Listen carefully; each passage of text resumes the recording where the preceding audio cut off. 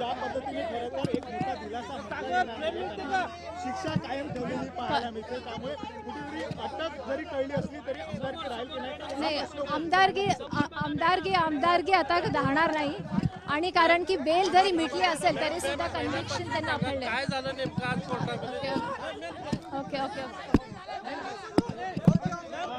Okay revision ॲप्लिकेशनमध्ये 2 IA file झाले होते. त्याच्यामध्ये जो स्टे ऑन कन्व्हिक्शन आहे हायकोर्टने रिजेक्ट केलेला आहे. फक्त सस्पेन्शन अलाव केली आहे आणि बेल ग्रांट केलेला आहे. म्हणून जे कन्व्हिक्शन जे अपिलेट कोर्टने जे ठरवलेलं होतं ते अजूनही अपेलले.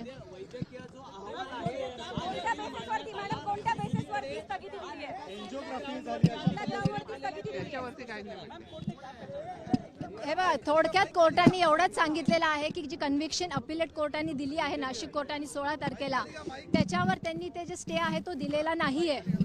आणि त्याच्यावर मेन निर्णय हा अजूनही आहे, पण बेल जो आहे तो ग्रांट केलेला आहे आणि सस्पेन्शन ऑफ जे सेंटेन्स आहे ते अलाव केलेलं आहे. थोडक्यात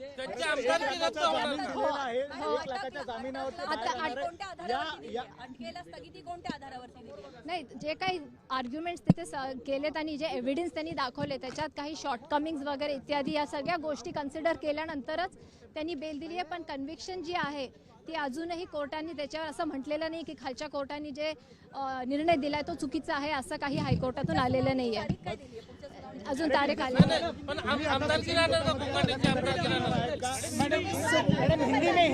सुप्रीम कोर्टात जायचं की नाही हा निर्णय आम्ही अजून घेतोय.